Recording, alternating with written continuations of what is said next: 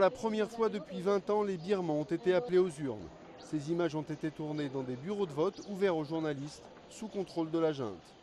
Le scrutin est très défavorable à l'opposition. Dans de nombreuses circonscriptions, les électeurs avaient le choix entre deux partis militaires. Le lion ou le riz, ça va pour moi. Je ne connais rien sur ces partis, ça ne m'intéresse pas. J'aime le Parti démocrate. Mais les deux principaux partis de l'opposition ne peuvent pas gagner, ils n'ont juste pas assez de candidats et visent moins la conquête du pouvoir que la construction d'une base nouvelle pour une démocratie future. Quant aux partis favorables à la junte, ils ont bénéficié d'un traitement très préférentiel.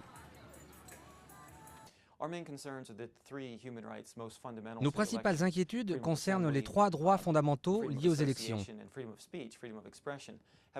Les libertés de rassemblement, d'association et d'expression qui ont été violées par les lois électorales et par les restrictions exercées dans les médias et contre les observateurs.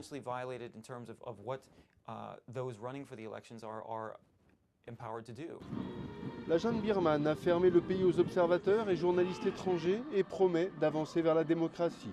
Mais un quart des sièges des futures assemblées a été réservé aux militaires en activité et beaucoup d'autres soldats viennent d'abandonner l'uniforme pour se présenter.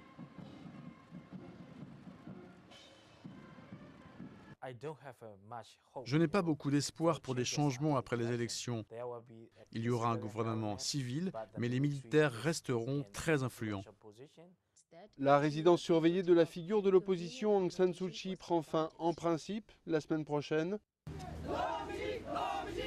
Une poignée de ses partisans ont manifesté à Bangkok dimanche.